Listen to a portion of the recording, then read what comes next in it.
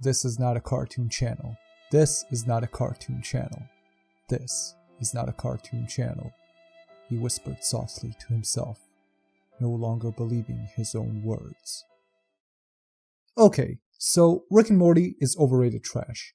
Now, let me explain why I think that.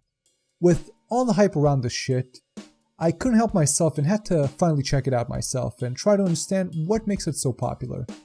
I was promised a deep, intellectual show. Instead, I found mediocre garbage. It seems like, just like with Steven Universe and maybe every other terrible show that people overhype online, the three factors we have in common here are a terrible staff, a deeply flawed show, and an awful, awful fanbase of autistic retards. Only this time, it's the male counterparts of the fat Tumblr feminists. Instead, this show is the holy grail of the even fatter Reddit atheists. So again, let's just get the small stuff out of the way first. The animation is bad. All of the arms of all the people on the show look like noodles. The same noodles that the Korean slaves who animate this shit subsist on in their little sweatshops. What is this shit? What is this mouth? Whose mouth looks like this? What are these eyes? What is this garbage? Next is the plot, if you can even call it that. Other than cliffhangers that show up at the end of each season to ensure people stay tuned and to make sure that the idiotic fanbase keeps its attention on the show for the 7.5 years it'll take to make the next season, there isn't much plot to speak of. But what about Evil Morty, you might say? Evil Morty? You mean the character that showed up in one episode of Season 2 and one episode of Season 3? The one that the show explicitly tells you not to pay attention to because it will never be relevant to the show again? That Evil Morty? The one that the show's writers intentionally tell their stupid fans to completely ignore because they know that their fans are idiotic and will laser focus on this character, so they basically just set up a plotline that they have no intention of ever resolving just to fuck with their stupid fans? That Evil Morty? Is that the plot you're talking about? Yeah, no, go fuck yourself. Okay, so the only thing in the show that sort of resembles a plot is Rick trying to ruin his own daughter's marriage for his own benefit.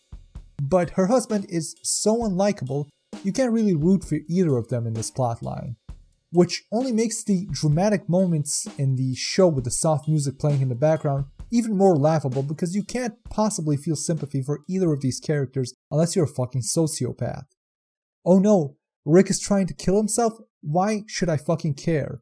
The violin music, the pop song in the background is not gonna make any difference. This character is shit, and I don't give a fuck about him because the writing is shit. Okay, so that's the plot, the art, and the characters all done with, right quick, we're done. Next is the voice acting, which is mostly fine, okay? I don't have any big complaints about the voice acting besides when they try to go off script.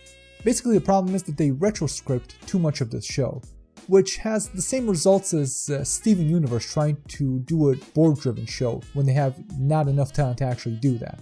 See, retroscripting works when the people who are doing it are actually funny and have good chemistry. For example, you want to know one show that did retroscripting really, really well? Dr. Katz. You want to know a movie that did retroscripting really, really poorly? The Ghostbusters remake. And that leads me to the heart of this video, the comedy and writing. Because if you ask the true blue Rick and Morty fans, they will tell you that this show is brilliant. That this is the smartest show on television. A smart show full of smart humor that only smart people will get. So maybe I'm retarded, okay? But I didn't get any of it. Don't get me wrong, I got the jokes. Hell, I even laughed at a few of them. But even though I consider myself fairly well read, I didn't notice any joke that I think would fly over the head of anyone who has a grade school education. So then I thought to myself, you know what, maybe I am retarded. Maybe these jokes are so smart, so over my head, that I don't even notice them. So I went out looking for lists of hidden smart jokes in the show. And after reading every list and watching every video I found about this topic, let me give you a little list of categories of smart jokes to look out for in Rick and Morty. Pop culture references in the background, slightly more obscure pop culture references, a pop culture reference to a shitty cartoon from the 80s that no one has ever heard about and no one would ever get the reference unless Justin Roiland had talked about it in an interview, more pop culture references, and things that aren't pop culture references at all and aren't references to anything, but appear that way to the diseased delusional minds of the pompous pricks and conspiracy theorists who watch the show, who think a radio clock showing the number 42 must be a reference to the Hitchhiker's Guide to the Galaxy, like some sort of high school literature teacher thinking that the shade of brown of the protagonist's asshole must have some deep symbolic meaning, even if it actually was a reference to Hitchhiker's Guide to the Galaxy, noticing that wouldn't make you any smarter than anyone else because it's still a pop culture reference. And this eases us nicely into the topic of the show's fans. The fans who assured me I need a fucking master's degree in theoretical physics to understand this shit pile. Let me just go ahead and read you one of their beautiful, brilliant testimonials about how amazing this show is, okay? This is a real comment by an actual fan, okay? I swear. My IQ is over 220, and I make all A's while I sleep through all my classes. I feel like I'm Rick Sanchez when he was in middle school. I'm way smarter than my parents and teachers, and I hate having to explain my superior intellect to all the idiots around me. So yeah, as you can see, it's a real quality fan base. Real top notch, okay? And if any one of them is listening to this video right now, please tell me. Please just help me out here, okay? Help me understand what exactly makes this a smart show for smart people. Is it the obvious pop culture references? Is it the occasional misuse of scientific terminology? Is it the ham-fisted global warming metaphor episode, or the episode where they tackle deep intellectual topics like making stale observations about superhero movies? Is it the stupid memes like Wabba Labba Doob Doob or Pickle Dick? Schwifty, is that an intellectual meme? Is it the unbelievably stupid memes that are supposed to be ironic that the autistic fan base is unironically yelling at people while pretending to be ironic because they are so stupid they don't understand what the meaning of the word irony is? What am I missing here? Is it the butt jokes? The dick jokes? The jokes they stole from the pinnacle of comedy, which is American Dad? Is this joke here? Is this bit with the dog the thing that I'm missing out to be a truly enlightened individuals? Help me out here. Help me understand. Oh wait, I get it. I know why this is a smart show for smart people. It's because the hero of the show is a giant Mary Sue with the philosophy of a goth 13-year-old, right? Is that it? Is that the reason? Is it because Rick is an invincible, hyper-intelligent, edgy nihilist? Is that the reason this is a smart show? Is it because the show uses sci-fi tropes to make the kind of deep observations I came up with when I was 12? The kind that a good sci-fi writer could make a book out of, or a good comedian could use to make a good joke? The kind that the staff of Rick and Morty can't make either of which because they aren't talented and instead settle for just pointing them out and hoping that their audience will mistake it for depth and comedy, which they do? I know why this is considered a smart show by its fans. It's because the show contains lines like, and this is a real line, okay? Listen to this. You're not evil. Worse, you're smart. When you know nothing matters, the universe is yours. The universe is basically an animal. It grazes on the ordinary. It creates infinite idiots just to eat them. This is a real line from the show. This is why it has this sort of following. Because in the minds of every Rick and Morty fans, in this scene, Rick is talking about them. They are the hyper-intelligent. They are the ones who are above the idiots and the mediocre.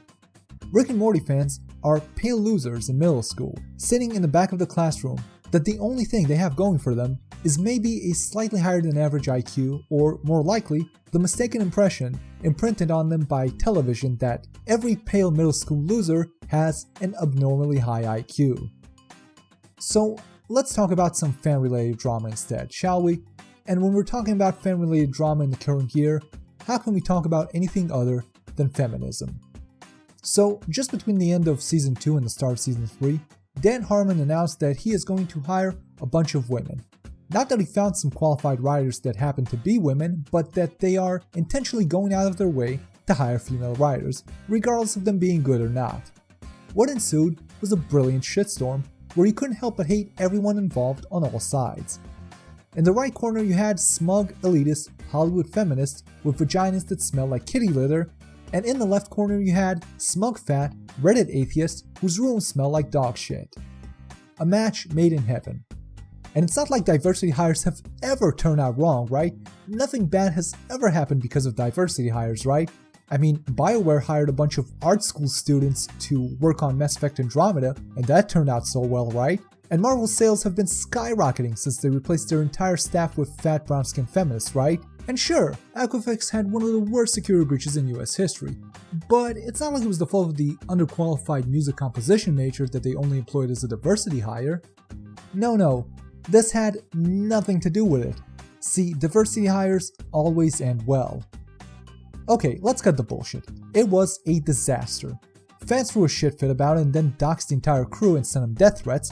Roiland got online and called his entire fanbase racist. A bunch of people called the entire third season a bunch of crap, maybe because they were angry at the feminist writers, but maybe because feminist writers are complete garbage and the show actually sucked. I don't know, I hated all 3 seasons equally.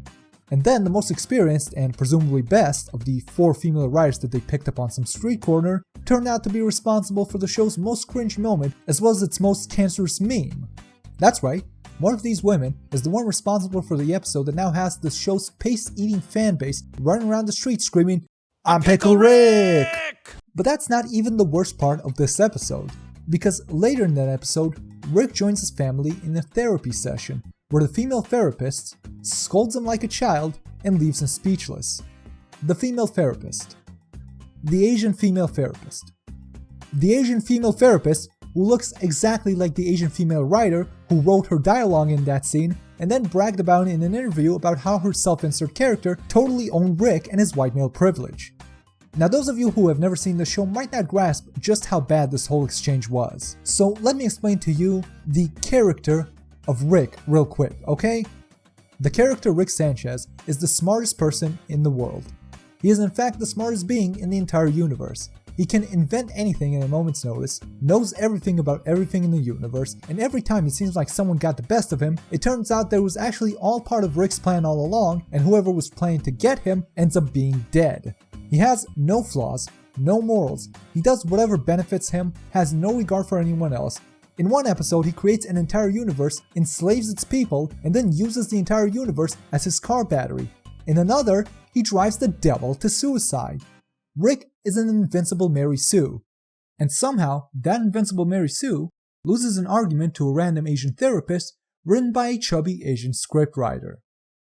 If that scene had been written by any of the show's original writers, Rick would have verbally abused this woman to the point of tears, destroyed her belief that anything she does has any meaning and that her profession has any value, and then sold her into slavery to the Kaplorkians of Galorpian 5, who just so happen to be an alien race from parallel dimension who keep humanoid Asian women as sex slaves. Not to get revenge on her, but simply because he could exchange her for the equivalent of a space penny he could use to buy a game of Tetris in an arcade on Mars.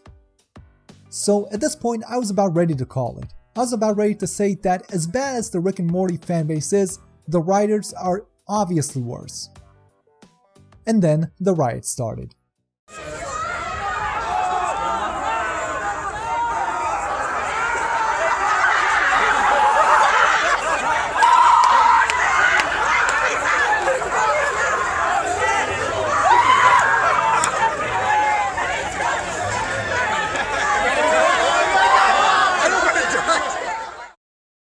That's right, in the last few days, as of recording this, McDonald's has been under siege by Rick and Morty fans because they brought back a promotional sauce that became a meme after it was mentioned on the show. And there simply wasn't enough for everyone, so the Rick and Morty fans started nationwide riots at McDonald's and the police had to intervene and stop them in various cities. Some people even reported a sauce-related stabbing, but this has so far not been confirmed. Others claimed that they saw Rick and Morty fans cause a car crash because they were angry about Szechuan sauce. What the fuck are you doing? It's fucking Saskatchewan sauce. It's literally teriyaki sauce and soy. You can make this at home, you can buy this. It isn't even good. A friend of mine ate some of this back in '98 when it was first released with the Mulan movie. She said it was gross. She said she threw up. Why are you doing this? What are you, retarded? Okay. I've calmed down. Let me just say this to finish up. To any Rick and Morty fans watching this right now, your show is shit. Watching it doesn't make you smarter, and the deep philosophical ideas or esoteric scientific theories that you think you see in the show exist only in your deluded minds. And even the show's own creators have mocked you for this with an unoriginal joke that someone else has made 1,000,000 times better years ago. You're not solving the unified field theory, you're watching edgy Futurama, but without any good jokes. So I hope they do bring back that fucking sauce.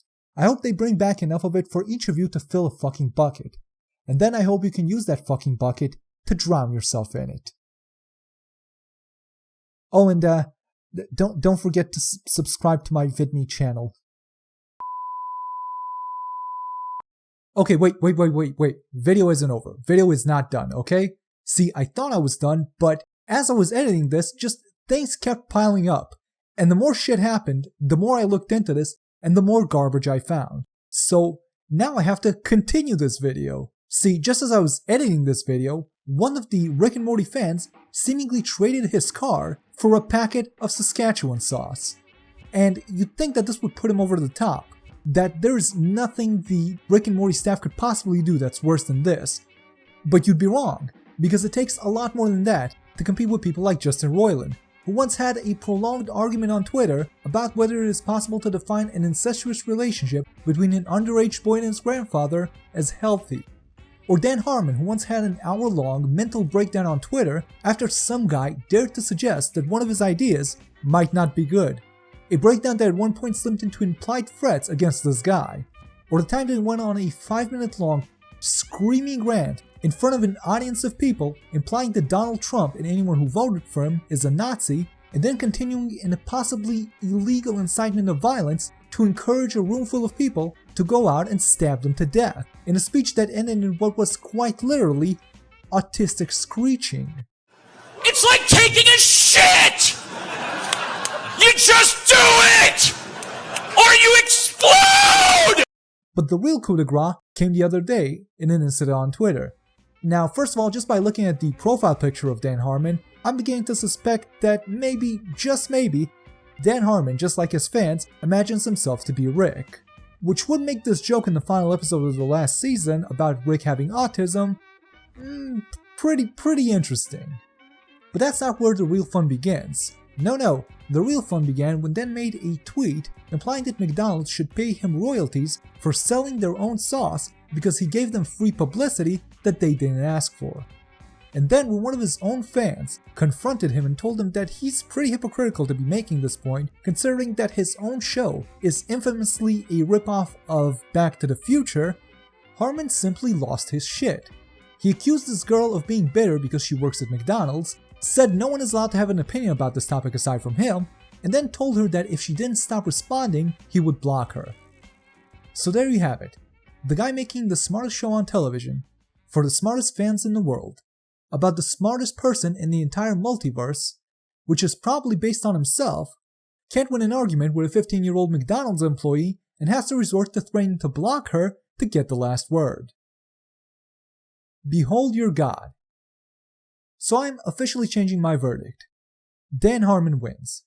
The creators of Rick and Morty are officially worse than the fans of Rick and Morty. Congratulations. Also, does anybody else find it weird that Rick's last name is Sanchez and he likes to go on rants about Israel when he's drunk? And Rick Sanchez is also the name of a guy who got fired from CNN for claiming Jon Stewart is part of a Jewish conspiracy. That's a weird coincidence.